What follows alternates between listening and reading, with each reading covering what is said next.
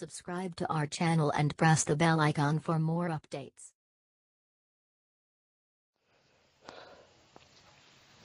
Hello, I am Rana Sadhukhan and going to dictate for you at 100 words per minute. 10 seconds to go.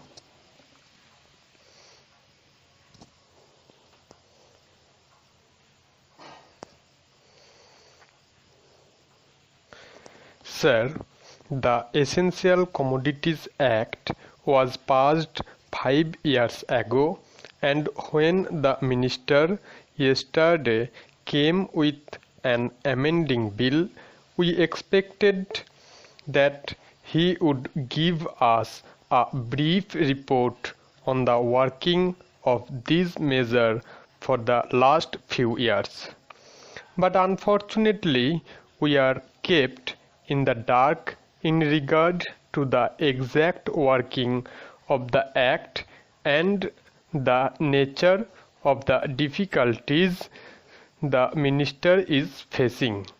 Sir, as far as I know, many of my provisions of this enactment have been observed more in violation by his agents and at the state level.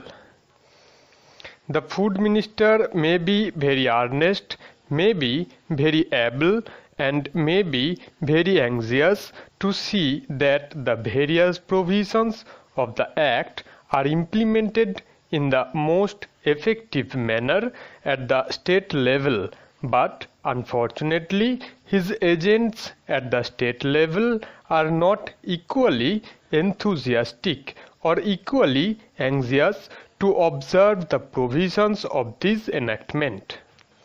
The most important objective of this enactment are to control the supply and distribution of commodities and to maintain a stable price level. In regard to both these aspects, I am afraid that the government has failed to realize the objectives in view. Some time past, when there was scarcity of food grains, attempts were made to make procurement from certain wholesale merchants and from rice mills. In my own state, I know of many instances of such procurement where, after making known that certain things had to be done and certain steps had to be taken by the merchant community, nothing was done later on by the government when they found that these very orders of the government were violated. As a result of the violations, there was a consequent rise in the prices of food grains. In respect of other commodities like iron and steel, paper, etc., we see a lot of speculative activities, but the provisions of the Act have not been brought to bear on them. Perhaps no case of prosecution was launched against those people who contravened the various provisions of the Act. We are interested to know in how many cases the government have taken steps to prosecute individuals who have violated the various sections of the Act. The minister said that the powers under the Act were not adequate. We sympathize with the food minister, but I want to know what action has been taken in this regard by the various state governments.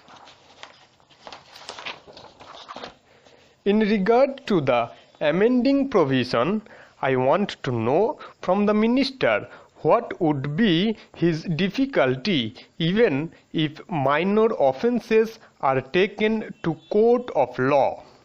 For instance, the Motor Vehicles Act deals with various offences, both major and minor. and various minor offences under the Act are taken to courts and people are prosecuted. What is the difficulty in taking these cases of a minor nature to courts of law? There the people will have some safety that they will get a hearing, and if the offences are really offences, then they would be prosecuted. Otherwise, they will be acquitted. Here, the minister says that there should be a security deposit. If there is a violation of a particular provision of the enactment, then the executive authority will have the power either to confiscate a part of the amount or the whole of the amount. We are clothing the executive authority with more powers. I do not grudge giving powers to the executive authority, provided they are used properly and effectively and in a most fair manner. But unfortunately, there have been discriminations apart from the ineffectiveness of the various provisions. Where these provisions were used, there had been discriminatory use of these provisions against a few or in favor of a few. Normally, when officers are clothed with more powers, there is large scope for corruption. I feel that it would be desirable to avoid such malpractices, and it would be desirable, I think, that even for minor offences, the parties should have a chance to defend their actions.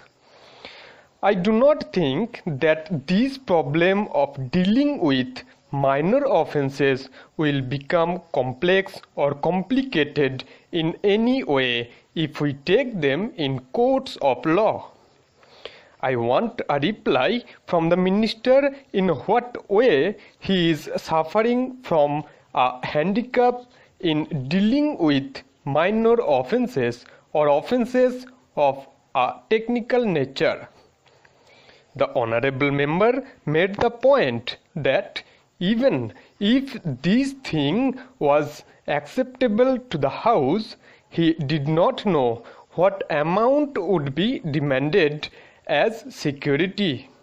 So the minister should tell us what amount is normally expected from a license in all cases, and what the offences are which are of a technical or minor nature which he was in view. We are not told which are major offences and which are minor offences. Clarifications on these points are necessary. I wish that the Act which came into effect long ago was implemented properly. I know that the minister here is very earnest in implementing it, but his colleagues at the state level and at the central level are disappointing him. Stop. Hello, I am